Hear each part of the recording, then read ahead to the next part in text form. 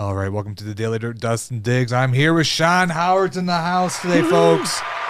Great musician, artist, songwriter. Man, I've been listening to your songs on YouTube all day today, man. You have a hell of a voice. Oh, thanks, man. You got cool hair, which we both got some cool hair going on, but you got one hell of a voice. You definitely got me beat on the voice there. Just kind of talk about to the audience how you got into music and how, because like the last 2 years you've been a full-time musician. Yeah. And kind of talk about when you first started, how was it kind of get into the music scene? I didn't really have much of a choice. My dad was in a cover band when I was growing up, so every night, I mean, it didn't matter what day of the week, if I had school the next day or whatever, Dad was having practice in the basement. You know, so okay. Music was kind of forced upon me, and of course, it's a choice that I made as well. But if it hadn't been for my dad always playing music and always seeing him and all the cool stuff that he got to do and the places he got to go, I probably never would have even thought of it as a career choice. Wow. Okay. And I did like choir and everything, but it wasn't until I was like 14 I actually got into like my first band, and I've been getting paid to play since then, so almost 15 years. 15? Wow, 15 years. So you must have started, I bet you were playing at the bars before your drinking age. Oh, yeah. Yeah, my dad owned 2 bars, too. Oh, so. okay. What bars did your dad own? He owned Backdraft Bar and Grill in Jonesburg and the Firehouse in Warrenton. My parents lived in Jonesburg after they got retired, and I used to go to Backdraft when I would go visit the parents. Did you ever meet my dad, Tim Howard? Yeah, I think I had to have. I had to have, because we would go to Backdraft, and it was either Frumpy Joe's or Backdraft. Right, and then Old Town down the street, but nobody went to Old Town. Yeah, I didn't even know about that one. Yeah. But yeah, so awesome. Actually my brother's, he had his wedding there in Jonesburg, and then the after party was at your dad's bar. Did they have the Mechanical Bull at that time? I can't remember. Because I don't know. I don't think they did. If the Mechanical Bull was there, you would have seen me, because I ran it.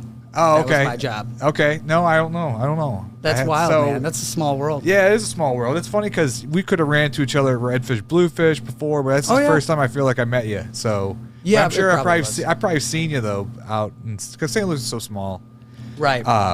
But I want to play just a real. What's a good video we can play? Because I gotta shoot the air off before you start playing. Oh, I'm not the one to ask about good videos, man. I do. So all of this is just me. I don't have an original band or a producer or someone that mixes and masters my stuff. So a lot of it is raw, but I appreciate your compliments. Is this right here? Is this? I was listening to this one today. Is this Icarus Boy? On any of these things here, I would probably play that Rumors song. Rumors? Okay. We're going to play Rumors.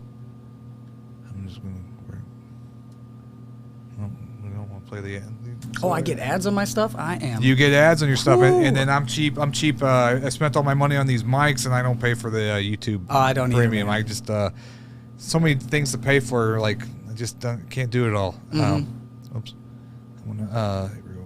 just kind of give the little backstory on Rumors real quick before we started. So this song was, I wrote it as a gift to a friend. I had never heard of like lo-fi or anything like that before. So I purchased a beat and then made some tweaks to it, kind of made it my own. And it was this kind of lo-fi feeling thing. And since he showed it to me, I wanted to write a song. So I asked him to give me a situation that he was dealing with. Right. And I took that situation and I made it into a song. He was having relationship troubles with someone who was on and off again with someone else. It was this really toxic thing. So I ended up writing this song about his predicament for him as a gift, like a happy birthday present. Oh, okay, so it's... Okay. You've been spreading rumors around this town so long now. You've been spreading rumors behind my back, and there's no way out. Morning light shined upon my pillowcase, and you were gone I'm just sharing them. without a trace. I was biting on your tongue, trying to make it clear I want you here. Okay.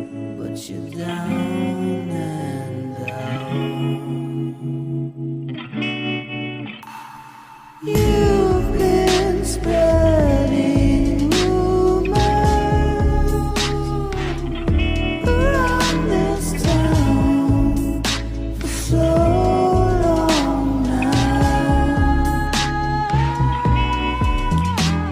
You've been spreading rumors behind my back, and there's no. So you were saying when we just dipped into your song right there, this was the first song you did in your home studio? Yeah. So when the quarantine happened last year a little bit, I had a whole bunch of free time and I couldn't play.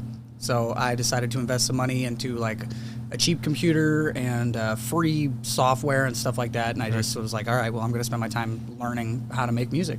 What program did you get to start off? I started off with Cakewalk, and now I use Reaper. Oh, okay. I've heard of those programs before. Was it hard to learn how to do the engineering to do your own? Because I figured that would be, because there's creative sides with shooting, and then there's that tech side, right? You got to know the techs of the cameras and stuff. I'm kind of creative with some shots and things like that, but when it comes to tech stuff, sometimes it kind of goes over my head. Was it hard to kind of like switch your brain and kind of learn that? I listen to music totally different now. Now I break it down piece by piece. Is this compressed? What is this like? I don't just listen as a listener anymore. Now I listen as like a sound tech a little bit. And the learning curve to get stuff to sound even minutely acceptable to be played is a lot. It's not as easy as just recording it and singing it, and you got to think about how it's going to be played. Is it on car speakers or monitors or a Bluetooth speaker or your phone? Yeah. So you got to try to make it sound good on multiple things with different kinds of speakers, and there's a whole bunch of processing. I'm like 2 years in now, and I'm still by no means extremely good at what I do. Are you kind of self-taught, or are you type of person that looks on YouTube and looks at videos, or do you have mentors that kind of teach you things like how to do? It's a little bit of all of that. Mostly YouTube Academy. I think it's a free learning thing. So I do a lot of YouTube, but there's Facebook groups too for like home studio producing, and you can post if you're having a problem in there or in your studio. You can post a question and experts answer you. It's a really nice. It's all free. People just helping you out. I'm kind of a person that I'll just, with trial and error, if I try to learn the software, I do look at the YouTube videos if I have to, but like I just keep trying things and seeing what works. I'm kind of like a failure to learn kind of a person. So when you did music, was obviously your dad was a big influence on you, but like what instrument did you really pick up first and start learning first when you started doing music? It was vocals for the longest time. I tried guitar, and I'm one of those people where if I'm not immediately good at it, I hate it, and I have to force myself to do it, So when I was a kid, guitar, I wasn't good at it, I threw it out the window. It wasn't until really I get into the home studio stuff. I play very bad piano, very bad guitar. Ukulele's the best thing that I play, and that's because it only has 4 strings. It's pretty easy, but I'm a singer first and foremost. Yeah, And did you have to train your voice to be as good as it is? I guess it's a kind of a dumb question, but what kind of training did it take to get the voice that it is today? Like, I'm sure when you first started singing in the shower, you didn't sound like you did today, right? Oh no, your voice changes over time. Yeah. But when I first started singing, I was in choir all through like high school, so I learned a lot of really good breathing techniques, like from breathing from your diaphragm to control your vocals, and then honestly singing covers is a huge way to grow. I tried to mimic people as best as I could, right? And then as that went on, I got into bands, I played live, got over the stage fright, learned how to kind of pour myself into the music too, and then experience defines it. The more you do it, the better you're going to get at it. Do you think growing up learning to do covers, though, it's kind of because you're trying to find your own voice, your own style, and so if you're always trying to mimic those other kind of musicians, was it tough for you to find the style that you are today? With I still bounce all around. I just released a soft release of a new album, and it jumps over from pop and lo-fi into some kind of country, into rock, because I'm still defining myself, especially with just coming into making my own original music finally and being able to do something with it. I'm still learning. I have no idea. The next album might be one consecutive piece, of like rock or pop or whatever I decide to do. But it's been a struggle playing other people's songs for so long. It's given me the experience that I needed to like play live.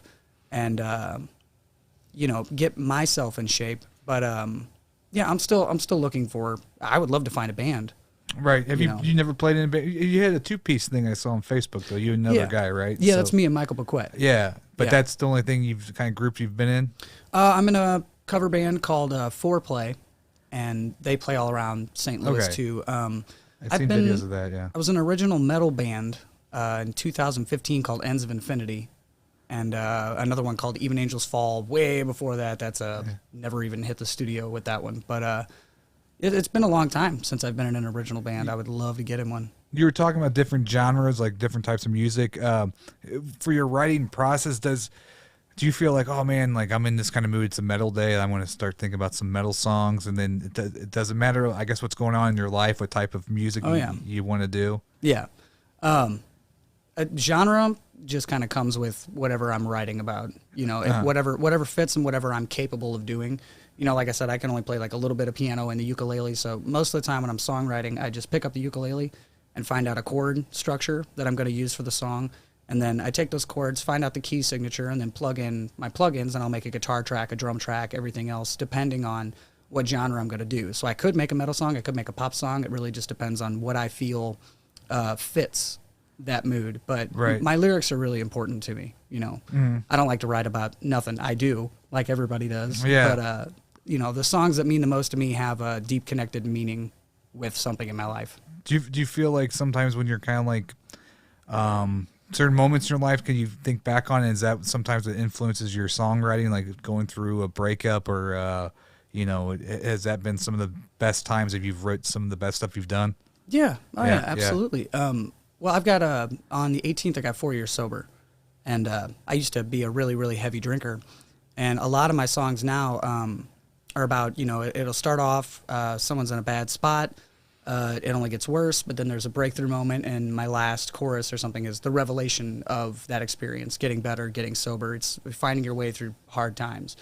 And then sometimes you just write sad stuff. I write a lot of sad stuff because I relate to it really well. And I think it's just as important as a happy song that you can listen to on a good day. You need sad songs to listen to on a sad day. Right. Yeah, it just depends on what mood you're in. Right. Is it so you've been sober for 4, we don't have to go in deep on it, but 4 years you've been sober. What was the turning point? Because I know a lot of people, I've struggled with my own drinking, and I've had my own issues with that. But usually it's, I don't really have a breakthrough moment of like a moment of clarity. It's just usually it just kind of fans back down to not drinking, and then it just kind of goes and kind of right. So what did you have, like a moment of clarity where like this is the last drink, bam, I'm done? Oh yeah. Or was it something just kind of like you feathered off? No, it was 10 years consistently, 14 to 24. I think the longest period I had of sobriety in that time was like 2 weeks. Really? So throughout high school too? Oh yeah. Wow. Oh, yeah. Wow. Yeah. And I don't mind talking about it at all. If anything, I'm proud to share it, especially on a public platform, because it's extremely popular, and people think that it's an okay thing, especially when you're younger. I was an alcoholic by 16, and I didn't admit it until I was 21 and allowed in bars. Wow. But the thing that finally, it was a car accident that got me sober. No one was hurt, including me, but it kind of took that for me to go, okay, it's not just about me. I could have crashed this car into another car. I could have killed someone, and I don't want to do that to anybody. So I kind of had to mold myself. It's not about me. It's about the people around me that I'm putting in danger every time that I do this, So that was kind of my wake-up moment. My, like, I couldn't live with myself if I did that, and I really don't want to do that, so it's time to stop, and it finally clicked, And just like that, you just stopped cold turkey, and that was it? Wow. Wow. Yep. Is it hard? I mean, I guess because one thing that's really hard is, it's one thing to stop smoking, but the thing is, if you go around other smokers, right, you inhale that secondhand smoke, right. You're influenced to, like, have a drag or whatever, is it like that playing? Because a lot of musicians, their lifestyle is to play music in bars, and then obviously you get free drinks. You get the temptation of, bar's free. Get yourself a drink. You're playing for the bar tonight. It's a lot about the value of saying no, learning that value. Giving yourself something to be proud of when you say no. It used to be in the beginning. I didn't go to bars for a good 6 months. I had to stop playing in bars and things like that. It's people, places, things. But once I started to connect with myself a little more. I started to get a little more proud of myself for the time that I had under my belt. And then when I went back into a bar, first thing that happens when you're in a band, usually someone wants to buy you a beer. And I would go, oh, no, thank you, I don't drink. And most of the time, that's done and over with. Someone goes, oh, okay, good for you. Yeah. There are other people that kind of push it. Then you just get to be more proud of yourself when you continue saying no. Yeah. But you have to let yourself be proud of yourself for it. It's not about giving into the temptation because you know what's going to happen. You know, if you're an alcoholic and you go out and you're like, oh, I'm going to have one drink. Even if you have one drink, 5 days later, you might have two. You know what I mean? It's only a progressive downhill spiral. So it's taking pride in yourself for knowing that you are doing better, and it's perfectly okay to not drink, just as it is to drink if you can, handle yourself. I can't. I know I can't, so I don't do it. Awesome. Well, I want to have you play for the audience here. I know you're planning to do 3 songs today, so on your ukulele. I didn't know I was doing 3. Oh, I thought you. Well, whatever. How many ever you want to do? However many you want to do. We got till 6:00. So, just kind of talk about the ukulele. Like, when was the first time you picked it up? How did that kind of originate? Because you said 4 strings is a lot easier, but I picked up the ukulele. I'm gonna move this closer a little to you too. Yeah. I think I picked up the ukulele just like last year, and it was one of those impulse hobby buys. Like I got the studio, I got all these virtual instruments, and I can only do so much with that. So I'm like, all right, I'm gonna pick up guitar and I'm gonna learn guitar. And then I go to start playing guitar, and it was just like I was 14 again. I was bad at it, and I hated it. You know what I mean? But I could still play a little bit. But I just started to branch out. I bought like a tin flute and a wood flute and stuff like that, just random off the wall things, just because. You're just trying to try some different sounds, right? Yeah, something that's not like on the software, right? And maybe just find something that would click. Yeah, like guitar didn't click for me, so maybe this will fit and this will fit. So I just kind of cycled through these cheaper off-brand versions of instruments, seeing if something felt comfortable in my hand. And I picked up ukulele and I started looking at the chords, and ukulele is so easy. Okay. I want everyone to learn ukulele. If you're watching this, go buy a ukulele and play the ukulele. It looks like it would be fun to play. It is, and I don't think you can be like seriously upset playing it. It's such a happy instrument, and I write sad songs on it, but they still sound happy, Right. One of my favorite songs on ukulele is obviously "Over the Rainbow," which is the guy, forgot his name, but he's Hawaiian and he made that song. Yeah, showed up at the recording studio at like 3 a.m. and wrote it in like 2 minutes. Right. Yeah. Right. So what's the first song you want to play for the audience here? I'll try to get we'll try to, hopefully it sounds good with the 2 mics over there. Usually it sounds pretty decent down here at the studio. Let me see what I can do here. I got to get out my phone. I've got a bunch of songs that I have written just for ukulele. I was going to do Sweating Skin today for sure. Okay. But it's like a 4-minute one, but you said we got till 6, so. Yeah, we got till like probably 5:45, but we got, the show does an hour, so we got 40 more minutes, so. Okay. 40 more minutes to fill with the audience here today, well, but I would hate to tune this on live television. Well, we can cut to another video here while you tune in and come back. That would be great. That way people aren't listening to me tune this thing. Okay, what's another video off your page we can play here? Oh boy, let's see. I really liked Blame It on Gravity. I might play that today as well. If I'm Frozen Lullabies was good. I was listening to that earlier. That's a great song on your YouTube channel. Hotel's good. I like that one as well. That was a good one. Whichever one of those you feel like playing. I'm probably going to do Blame It on Gravity and Sweating Skin today. Okay, let's do Frozen Lullabies here because we wanted to play the same thing twice here. All right, we're here with Shaun Howard, and here we go. Oh, this is such a weird song.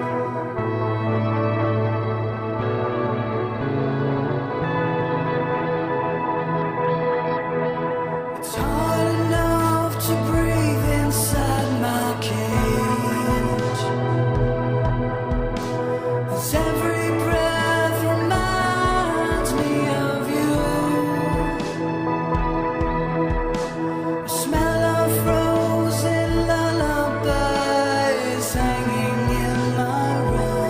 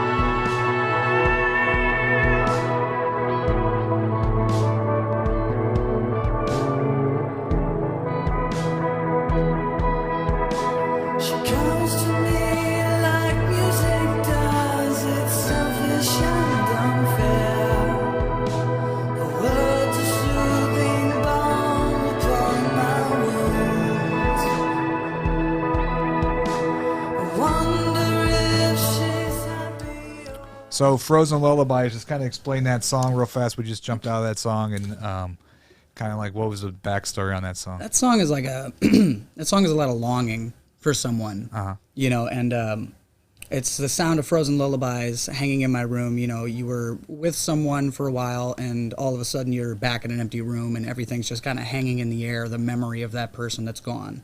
Wow. You know?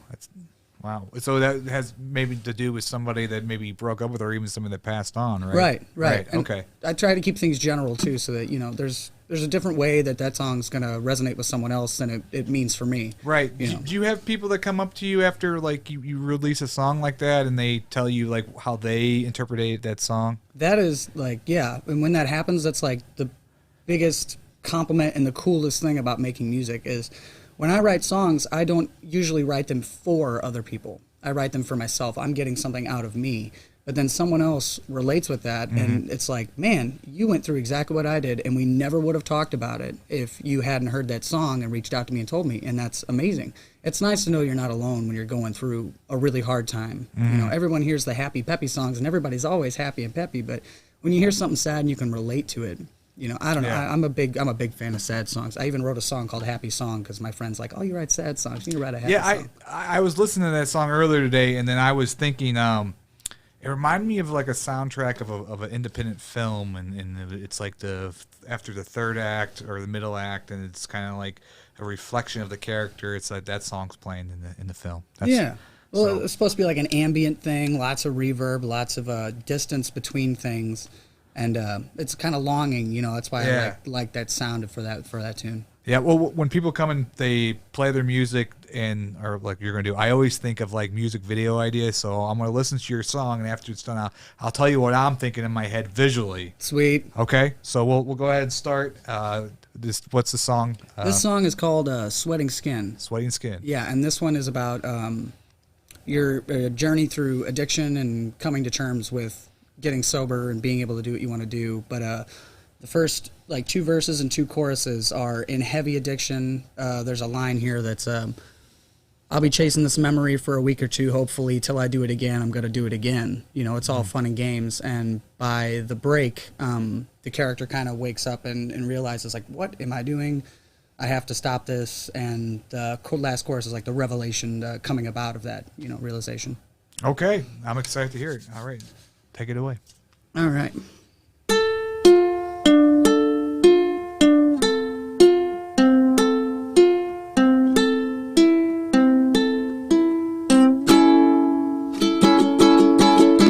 Running around in circles again. Same old guilt trip filled with my sins. Am I going down? I think I'm going down. Woke up with a bottle in hand. Out late drinking with the band. Lucky I didn't drown. I think I'm gonna drown. There's a woman laying next to me. Her name escapes me, but her body lives rent free in my head, in my head. I'll be chasing this memory for a week or 2, hopefully. Gonna do it again, I'm gonna do it again.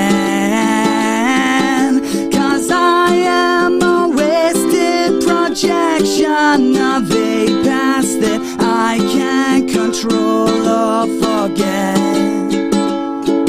And hangovers pass with the next shot, the next hit that I cannot wait to possess. My head is spinning and my brain is down. Walking to the mirror, legs are numb. What have I done? Oh God, what have I done? My nose is bloody and I'm sweating skin. I gotta give it up, I gotta give in. Think I'll do it again, I'm gonna do it again. 'Cause I am a wasted projection of a past that I can't control or forget. And hangovers pass with the next shot, the next hit that I cannot wait to possess. I see a tear roll down my face. I watch it fall to the floor. What have I become now? Caught in a loop of guilt and grief, I'm buried every night with more shame, with my shame. The one way out is through the pain and suffering. I just have to find a way to be, a way to believe that I'm not a wasted projection of a past that I can't control or forget. And hangovers pass with the next shot, the next hit, and waking in a pool of my own sweat. Well, my heart is heavy, I'll stick it out. I'll tell my friends I'll go without, 'cause I can't afford to forget. It's high time I get it right. I've lost all of my foresight. I'm so sick and tired of regret. So shake it off and sober up. It's suicide in every cup, and I want to live one more day. 3 years later, still going strong. I even learned to write a song, and I haven't felt so astray since I woke up that day.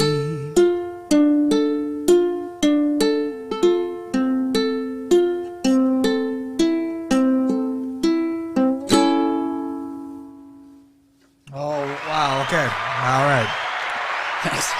So, this is my thought. Okay. So, in the music video, it's a lot of time lapsing. So, it's like a shot at the bar where you're sitting there drinking, but everything else is going around you real fast, and then you see from day to night change in the windows at the bar or whatever, and then so for 3/4 of the song everything's going real fast around you because you're just kind of drinking your life away, right? And then all of a sudden, then like on the third part where you change it up a little bit right there, it's going to start, it'll go to slow-mo, so everything's going real slow, kind of like you're killing yourself, you're winding down, and then maybe it fades to a black, and then when you come up with the lyrics where I wrote this song or whatever, it shows that you could have died, but then you resurrected yourself, and then you're kind of like, it's then that part of the video, everything's normal speed. Yeah, like a jam session at the end, all sitting around in a circle or something. Yeah, but it's all like, so it's all the frame rates, the normal frame rate you see in the movie or whatever, but at the beginning everything's going by real fast, like the shots of like the drinks pouring, maybe you're in the shower and everything's going quick. You said with the different females or whatever, it shows you kind of wake up with different women, different women coming in throughout your bed when you're just laying there. Maybe it's just, everything's real sped up, and then it slows up, and then everything's going slow. It kind of fades to a black, and then it comes back that you've resurrected yourself, and then you're not drinking anymore. Obviously, you're healthy, and then everything's kind of normal speed. Yeah, no, that's awesome. So that was that one. That's that's. No, I like that a lot. So how would you? But how would you, when you see the visuals of that song? What do you see? Well, now I see it like that because that was beautiful. Oh, okay. But no, yeah, that whole song, I mean, is all pretty much the copy and paste alcoholism, drug use. Yeah. It does feel like everything's going around quick around you, because that's kind of, for me anyway. I have anxiety, and I've learned how to deal with that on my own. Right. But I used to drink because of it, and I lost my train of thought for a moment. When I would drink, it made me kind of present, Yeah. So it kind of would feel like everything was going on really fast around me because it was just me doing this. And then now it does feel like I'm kind of living more in the moment. And when you crash your car, it definitely goes down to slow-mo. So. Right. I've been in an accident, a couple of accidents, not from drinking, but you can still, like, almost like moment by moment, when stuff like traumatic like that happens in your life, you can still think back of, like, just like it seems like it's all in slow motion when it happens, right? Yeah. Right. So yeah, no, I really like that idea. That's great. Well, thanks. Well, if you get a good recording of it, if you got I've got on my Spotify, or not Spotify, SoundCloud. There's way more music on there. Okay. Yeah. Okay. We'll pull it up for the audience here. I like that song a lot. And so, how long did it take you to write that song? Was that during the pandemic, or was that this was in, I think, October of last year when I wrote this song, and it started off with just that the beginning on the ukulele, and then I hit the A, which is kind of off key, but kind of makes the song a little different, and the words just fit. It just started coming out of me. Did it fit that it went from beginning to end? Are you one of those writers, or do you kind of put the middle in first? This is a good middle part section, then you kind of build back to the beginning, back to the end, or is it just different every time? It always depends. Sometimes right before bed, I'll think of a lyric or something gets stuck in my head, and I got to make myself roll over, and I write it down real quick, and then go to bed, reflect on it in the morning, and sometimes I come up with a verse, sometimes you come up with a chorus, whatever's catchy, whatever works. The fun part is the evolution of a song. Like when this started, it was just on ukulele, and it sounded way different. But when I actually recorded it and sent it out to some friends of mine, I'm like, hey, do you guys want to add guitar, drums, bass, whatever you want, horns section, and they came back with it. It totally changed everything about the song, and that's awesome. I love it when that happens, because you envision it one way, and then someone sends you a revised copy of it, and it's just awesome. Something just fits perfectly, and you're like, this is awesome. But on the other hand, sometimes it could probably maybe ruin a certain mood for the song too, right? I mean, it hasn't happened yet, but I can imagine. Yeah. So I think that is one of the great things about having a band is that kind of creative energy where people, because I did a comedy skit show before, and just other actors and other comedians are going to bring their little spice to the scene or whatever, right? So it's kind of always makes it better, and it's that feeling of being able to collaborate with different creative folks is probably something you probably miss it being a solo artist, that you kind of don't get that. Oh, hugely. Yeah. Hugely. Yeah, and I mean, when you're writing songs all by yourself, I mean, your motivations, it's all on you. If you don't get anything done today, nothing gets done. It's not like being in a band where if I decide I'm not going to write today, my guitar player might write something in his off time and then come back and have something. If you're not writing, or you're not recording, or you're not getting better at what you're doing every day, you're falling off completely. It's like being a business owner and you're the only one who works there. Right. If you don't go to work, the shop is closed. Right. So it's a lot, and it's mentally taxing, especially when you want to take a day off and you feel like, I don't know if I should be doing this, and then it kind of stresses you out. So staying motivated, staying positive about it is definitely like a growing experience for me too. Do you find, because I find this, if I don't do a show every day, like if I would take a week off and I come back on, not that I'm the greatest podcast host, but I'm definitely not as sharp as I was, like if I don't do it every day. Do you find that when you're playing music, if you take too much time off, when you kind of get back into it, you kind of have to kind of recover a little bit? I think it depends on how I take my time off. Yeah. Like last year I took 2 trips down to New Orleans just because, I just wanted to go. Yeah. And when I got back, I felt like revitalized. My music was better. I had new things to write about. But if I just didn't work for a week just to not work, that would probably hinder what I'm doing, and I would be mentally not okay with not doing it. And we were talking earlier that you've been blessed to be able to be a full-time musician the last 2 years. Yeah, almost 2 years. I just got a part-time job. If I would have made it till May, it would have been 2 years even. But kind of talk about like it probably all the work it took before you were able to do that full-time. I mean, I'm sure you were part-time for a while there, then finally you were able to like just jump into it, doing it full time. Did you make that decision, like I'm just going to go all in and jump in and do it full time, take that risk, or did you have an opportunity that came about that would be a steady full time thing that you could take that shot? It's a little bit of both. Yeah. So I had a job at the time before music, and it was not something that I enjoyed doing. I was bar backing in a bar, and I couldn't stand it anymore. I was getting tired of it. I was ready to go, but I just didn't. And I kind of had a self-thought. I'm like, well, I make enough music, or make enough money playing music to get by, Right. and I can always try to pick up some extra gigs. And as soon as I did that, and I made posts about picking up gigs. By the end of last year, I played 147 shows. Holy smokes! Wow.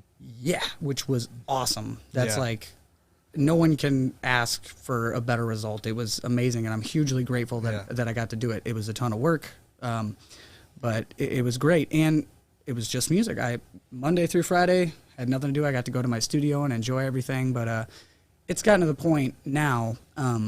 Where it has to be something more than my bills and my bar tabs. You know what I mean? Yeah. That's what I call it, bills and bar tabs, because that's what it pays for. There's not a whole lot of overhead. I'm not making a killing, and even professional musicians, that are on tour and are national acts, they don't make a whole lot of money either. It's not a career you're going to go into to get rich. It's something that you do because it's a passionate thing. It's something that you love.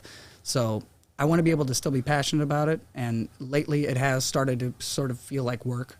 And I don't want to lose my passion for it. Yeah, so. I get that feeling. Yeah, I've been coming to the same point here. I've been blessed to be able to do this every day, but I do have to go work for the man again starting in a couple of weeks. So I hope that I can still do as much as I'm doing it, because I love doing this. I just, but it does come to that point where it's kind of the grind gets down on you with finances and stuff that you gotta, life is life, and I think it's almost. St. Louis is a tough town, especially for musicians, I feel, because most of the bars that want bands to come play, they don't want the local bands that are going to play the original music. They want those cover bands to come in, because everybody likes the cover bands, and so it's kind of a tough kind of a town to be an original artist and play original songs. That's changing as well. Yeah. Especially in the past couple of years, with a couple new venues for locals to play original music, and things like the podcast here, and other things your Artist United does for people. It's a great time in St. Louis to be in an original band. For the first time, when I was in an original band back in 2015, I was playing Cicero's and Pops for no money, and just trying to get out there and play. It was more studio back then. And now you can actually book a gig at plenty of places and get a good following, and people will actually come out and see it. It's a great time to start being an original musician, right? Which is why I'm kind of trying to break my way out too. I thought I would be playing covers forever, and finally I'm like, all right, well, I need to get these songs out of my head, and it's really nice that people actually enjoy them. But so your route, I guess, is you go to a bar, you're playing 5 cover songs, but then you start slipping in some of your original stuff. Is that how you kind of get your name out there with some of your own music? I don't play these out as much as I probably should. Acoustic every now and then, if someone asks, I'll play them. But for the main part, what my bands are to me, as far as like the cover bands, that's like a product, So I want to stay true to the product of what it is. I don't try to infer too much of my original stuff in that band. Oh, I got you. Because you know what I mean? Because you're playing with a group of other guys. I see it. But if you're playing by yourself. If I was completely by myself, there would be nothing stopping me from playing original music. Right. Yeah. But I would, like I said, I would love to have an original band. Like a 5-piece band with a bunch of other people. It would be great. 5-piece. So 5-piece would be you get the guitar, you got the bass, you got the drums, keyboard or another guitar player, something. Anything. Yeah. What's some of your biggest? I know you play a lot of. The guy from Soundgarden, God rest his soul. Chris Cornell. Chris Cornell. I've seen a lot of covers that you do on that, which I bet is amazing with your voice. Was that some of the people, was it Soundgarden and Audio Slave that you grew up on, or what's some other influences that you've had? Man, my listening spectrum's all over the place. I can go from like System of a Down to Harry Styles to Sam Smith to Lamb of God. I'm all over the place. I'm a metalhead in my free time when I really want to sit down and listen, but I also, it depends on the mood. I can go to like ambient stuff, but my biggest inspirations probably in the early 2000s when I was going through school would be like the Linkin Park, Breaking Benjamin was a big one. Yeah. A lot of old like Seether stuff, Korn.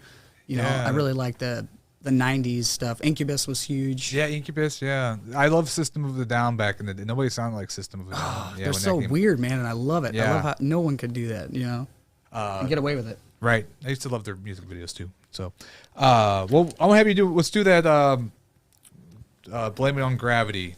Let's see if, and so Blame It on Gravity, what's kind of the backstory with this song?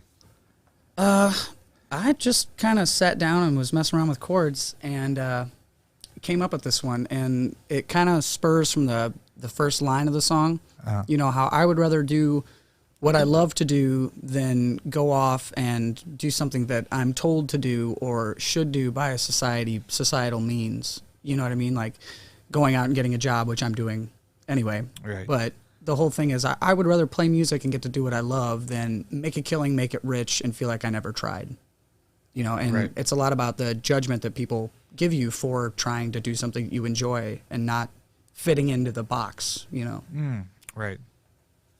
Okay. Let's see what we can do. I'd rather spend my time making foolish rhymes for a thrill than pour on my only cup filled with life and such. Just let it spill and weigh that all out for me. Tell me what you see and what is real, and judge it as vanity, what eyes can only see and never feel. And fall from your clouded eyes back to earth.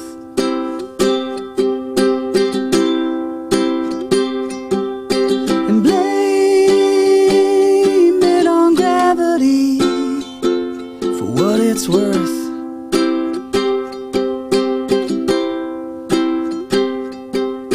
Stand in someone else's shoes. You might feel their blues if you dare. Stand for the illusion, feed your delusions. I don't care. But fall from your clouded eyes back to earth.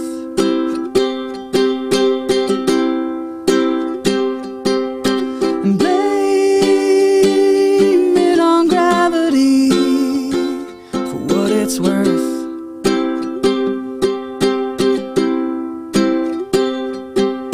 Collect all my thoughts, put me together,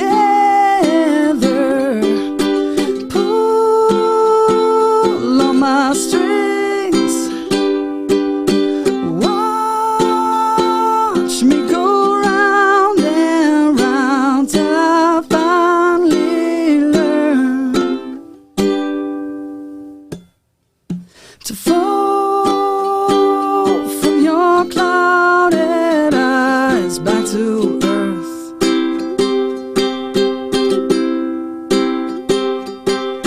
And blame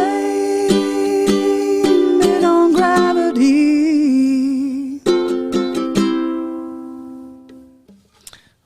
Love it. I feel like that's a song about. Obviously, this is my own interpretation, by the way, but like a breakup song where, like, just two people kind of grew apart or whatever, and so it's kind of a reflection of a guy, or you know, or a girl kind of thinking of, like their relationship in the past or whatever, and kind of having flashbacks and things like that. I don't know what the person's doing in the present day, but that's kind of like how I felt the song was more like kind of a breakup. And when you break up, you know, even if it's good or bad, sometimes you kind of have those reflections of like, oh man, I remember those times with this person. And then you kind of, especially when you're lonely after you break up with somebody, that you have that, you're lonely, you start thinking about the times you had with the person, you know, just having that kind of interaction. But that's what I thought. Wow. Yeah. Wow. So kind of tell us what you see on it. Well, I mean, for me, the song is about doing what you want to do and being judged for it. You know? So That's where it's like fall from your clouded eyes back to earth. Like you're seeing things as you want to see them, but the reality is I'm allowed to do what I want to do. So why don't you come back down to earth, and you can blame it on gravity for what it's worth. Okay. So yeah, it's kind of people being up on a high horse and looking down. For me, it's because I'm a musician and I was a musician full time, and people go, well, you can't do that. How do you make a living? How do you do this? How do you do that? Yeah. And I go, well, it's enough to get by, and Yeah. I'm okay with that because I'm doing what I love to do. And I get to say that, yeah, for almost 2 years, I was a professional musician. I did that. I'm still a professional musician, but Right. I've got to go and make more money now. Right. So it's funny that I'm going and getting a part-time job, and this song's all about, are you going to stand for the illusion and feed your delusion, or so. But no, for me that's what it's about. And like I said, I write very generally, so you can kind of take these words, and if they mean something different to you, apply them. I think that's the kind of the makeup of a good lyricist, a good songwriter. Yeah. A song should mean, if 1,000 people hear a song, it should be 1,000 different songs. Right. Do you ever write a song and then maybe years later you go back and change some of the lyrics because you like your maybe your perspective's different on certain things in life? And do you ever kind of go back and change old songs? I haven't. Okay. But yeah, there's plenty of things that I would change. Yeah. Sometimes when you release a song and it's out there, you're kind of worried about going back and changing it because people have already heard it for what it is. Maybe it's better to just kind of let that one go, focus on another song, do better on the next one. Right. So I do that often when I put something out there. I'm like, okay, I'm done obsessing with that. It's there. And if I'm not happy with it, I will make the next song better. Instead of going back and changing this one song, kind of let that one be and see how it goes, see how people react to it. Yeah. If it's something that's worth coming back to and redoing again down the road, then do that. But sometimes you just kind of have to let things be. I hyper-focus on things. So if I sit there and I'm picking something apart and it's just not working, or I'm judging it too hard, sometimes it's better to just go, I'm going to let that one go. And then I just release it, and then it's gone. Right. See how people react, see what people have to say, and if it's worth changing, then you change it. So, yeah, words. So, I mean, I just had a brain fart. That happens to me all the time. I had a question about that. You were talking, oh,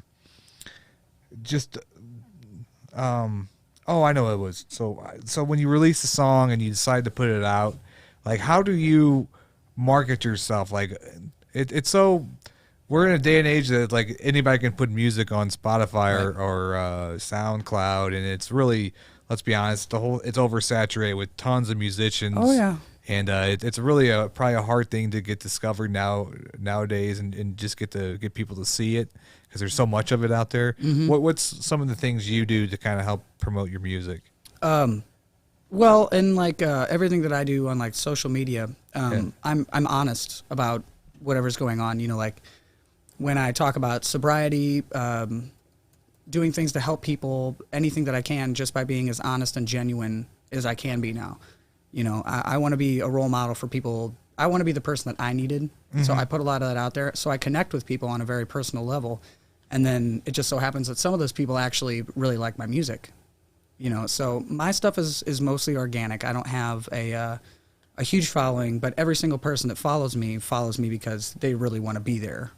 And to me that means more than kind of a hollow thing. So I don't pay for promotions. Yeah. I don't blast things out there. I kind of let them go and see how they develop on their own.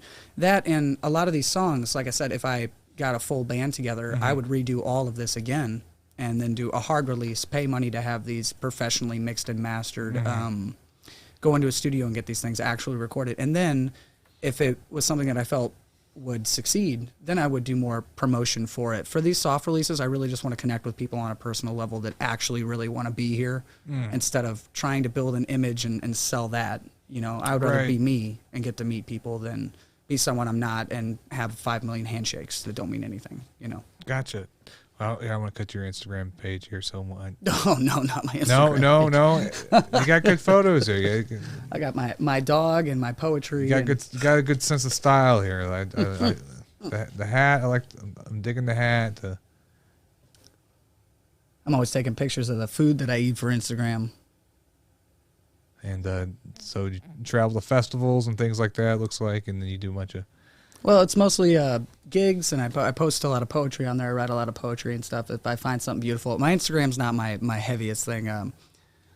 Facebook is probably the big one, and then like I said, my new album's out on SoundCloud, and I will be releasing it to Spotify probably within the next 2 weeks.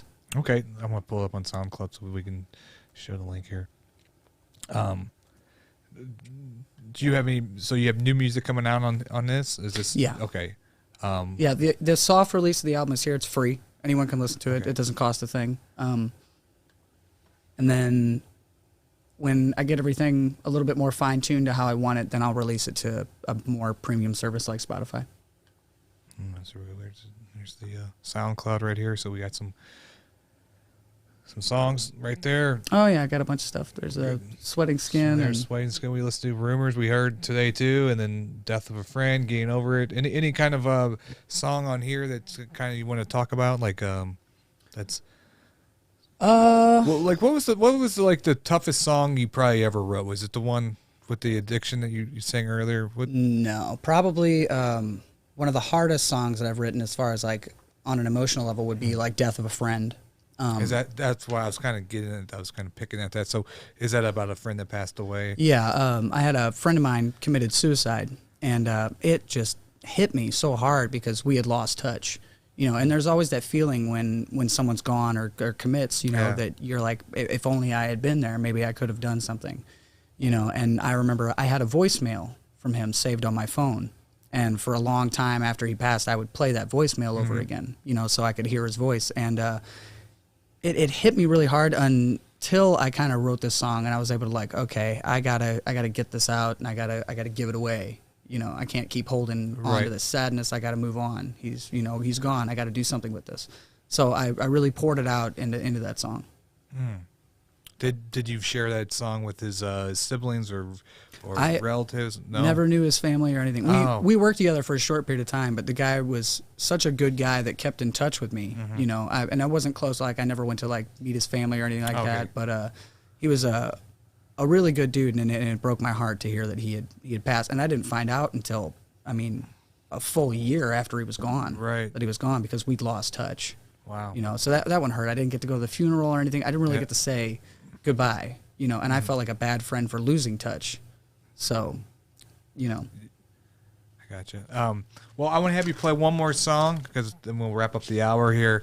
I know you said I'm throwing you a curveball doing 3 songs today, but it does sound really good in the studio here, and so it sounds amazing, and so I'd love to see one more song out of you if that's okay. All right, I haven't played this one in a little bit. Let's see. We'll see how this goes. This one's called One Set of Footprints, and it's about an intrusive thought that I had while sitting on the beach down in Grand Isle in Louisiana.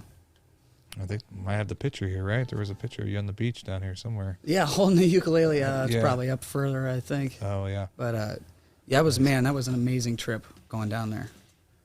If you ever can, it's wrecked from the hurricane right now, unfortunately. But Grand Isle State Park in Louisiana, you can camp on the beach, and it's on an island in the Gulf of Mexico. And for like 4 nights, it was $84.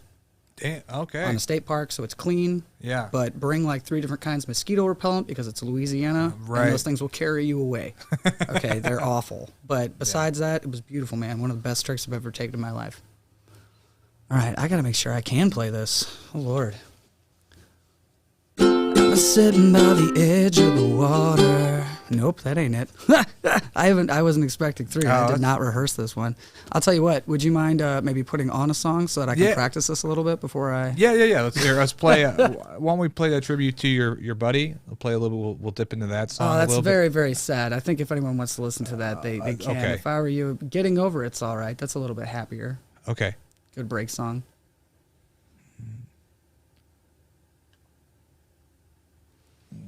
Oh, reason for the way this is gone. It's that time of the season, and it fades with the sun as it rises up over treetops. Say goodbye to the night. Clear it up in the mind. Lay it bare in the light as it shines on me.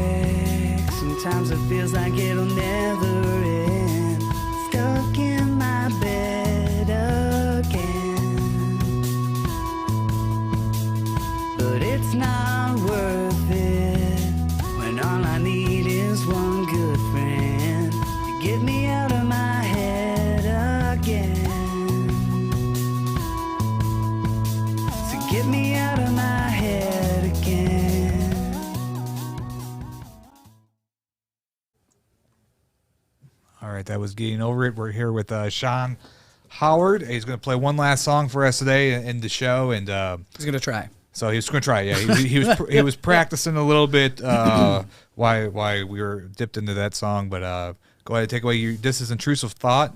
Yeah, it's called One Set of Footprints, and it's about an intrusive thought I had on the beach in the Gulf of Mexico.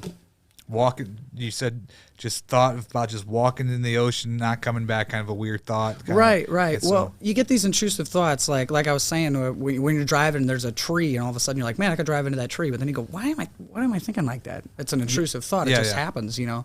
So I wrote it about, you know, if I had acted upon that thought, what would have happened, you know. Okay. So I wrote a song about it. Okay.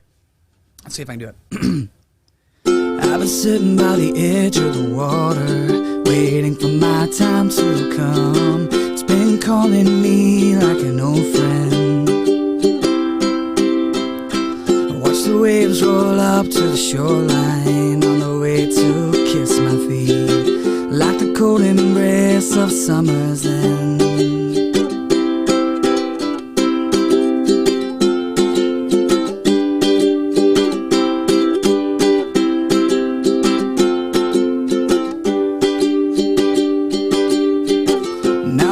Sits high above, clearer than I've ever seen, like the face of God on a blackboard. I think I've sat here long enough, I think I've been here long enough. I hope he'll forgive my sins.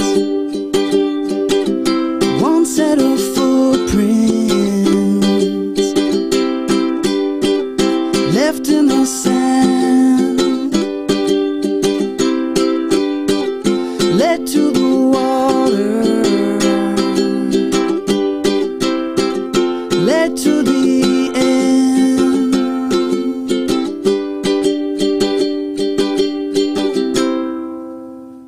All right. I like that one. That's good. That's a very ukulele song. Very happy sounding. Yeah, it did sound. Yeah, I could see that being. Like it did remind me of kind of tropical a little bit. I guess. Yeah. I guess because you're saying water and footprints. I don't know, and you kind of pitched it to about walking in the water. So you already kind of set my mind to that point, anyways. But it was a good song. Well, thanks. Well, Shaun, it was great having you on the show today.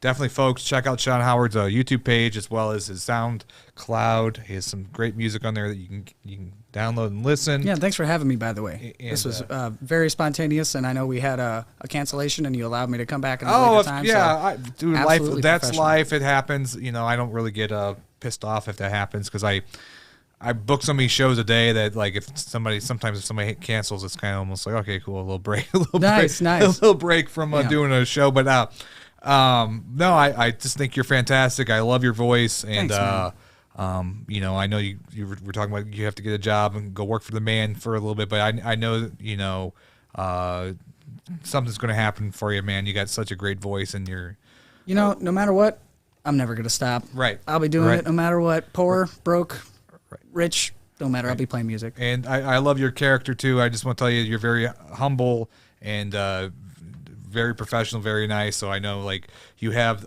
the all around package to do something great. So thanks, man. Yeah. But just shout out to where else they can find anything coming out that them to be looking for, new music or anything you want to talk. Right now, the SoundCloud that's up there is the best way to hear music as it comes out. That's like a more introspective look. If you want to get to know me and know music as it's released, that would be the best play to listen to it. And eventually everything will be on Spotify under the name Shaun Patrick Howard as well.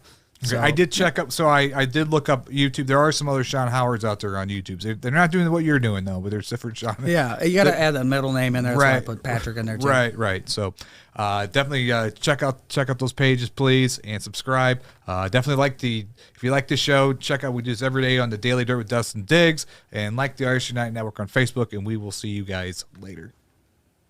And we